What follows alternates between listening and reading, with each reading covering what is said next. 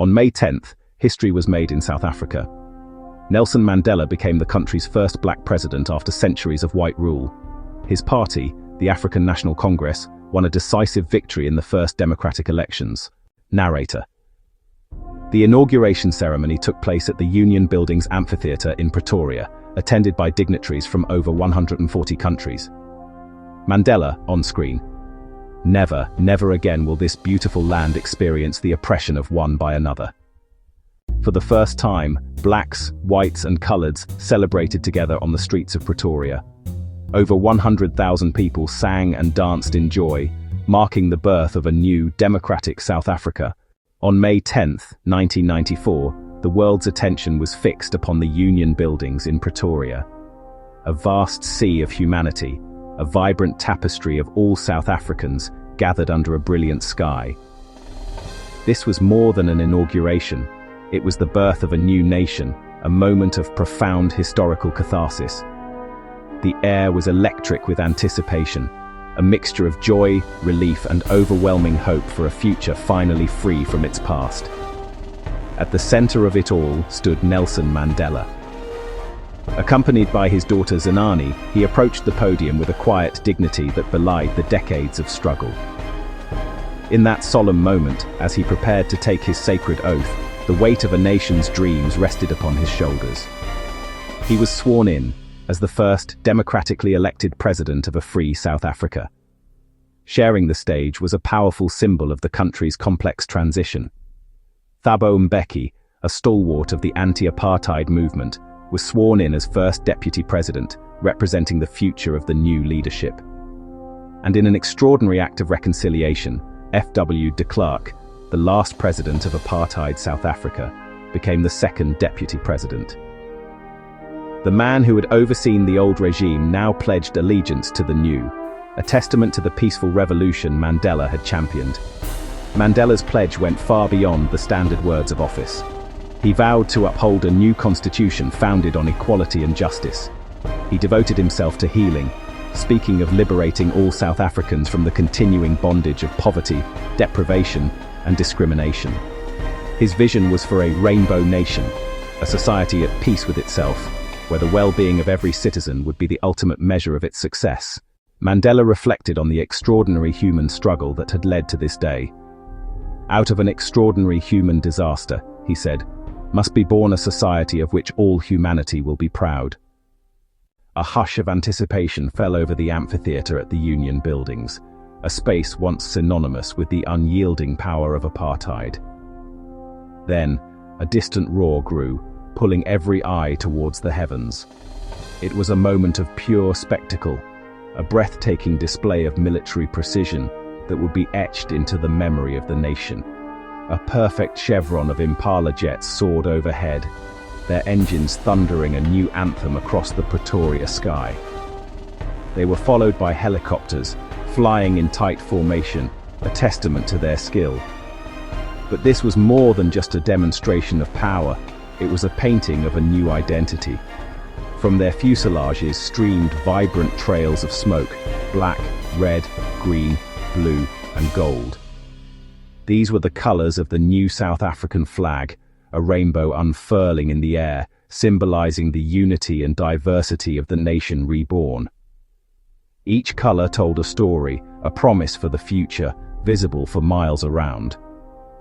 Just moments before, on the ground, an equally profound though quieter moment had unfolded. The highest generals of the South African Defence Force and police, their chests gleaming with ribbons and medals from a bygone era, stood before Nelson Mandela. They raised their hands in a crisp, unwavering salute, pledging their loyalty. Mandela himself was acutely aware of the profound irony. He noted that these were the same men who, not so many years before, would not have saluted, but arrested him. Their salute was not just a formality, it was an acknowledgement of a seismic shift in the very foundation of the country. The defense forces, once the brutal enforcers of racial oppression and the iron fist of the apartheid state, were now publicly submitting to a democratic, non-racial government. This act was a crucial pillar in the construction of the new South Africa. It signaled the birth of the South African National Defence Force, a body that would integrate former adversaries into a single unified command. It was a powerful promise to the people and the world. The instruments of war would now become the guardians of peace, loyal not to a race or a party, but to the Constitution and the will of all its citizens. Mandela's words captured a truth beyond politics. No one is born hating another person because of the color of his skin. People must learn to hate, and if they can learn to hate, they can be taught to love. In his quiet moments of reflection, Nelson Mandela often returned to a fundamental truth he had learned over a lifetime of struggle. He wrote of the twin, or dual obligations that every person carries. The first is to his family, to his parents, to his wife and children. It is an intimate, deeply personal duty to love, provide for, and protect them. For Mandela, this was a source of immense joy, but also profound pain. The years of hiding, imprisonment, and forced separation tore him from the ones he loved most. He felt the ache of a father unable to watch his children grow, a husband unable to comfort his wife. This was the immense personal price of his convictions. The second obligation is to his people, his community, and his country. In the context of apartheid South Africa, this duty took on an urgent, all-consuming dimension. He saw his people stripped of their dignity, denied their basic humanity. He quickly discovered that the system was designed to make it impossible to serve both obligations. A man who tried to fulfill his duty to his people was inevitably ripped from his home and family, forced to live a life apart. The choice was a cruel one, to be a father or to be a freedom fighter. For Mandela, the oppression he witnessed made the choice for him. This is why his fight for freedom was never just personal, it was for the freedom of all South Africans. He understood that his own liberty was intrinsically bound to theirs. This philosophy was perfectly captured in his powerful declaration: "Freedom is indivisible. The chains on any one of my people were the chains on all of them. The chains on all of my people were the chains on me." These were not just the iron chains of Robben Island, but the invisible chains of prejudice, poverty, and fear. His life's mission became the breaking of every last one, to ensure that no one would ever again have to choose between their family and their freedom. The legacy of apartheid had created wounds, but it also produced heroes: Oliver Tambo, Walter Sisulu, Chief Luthuli, and countless others whose courage shaped the nation.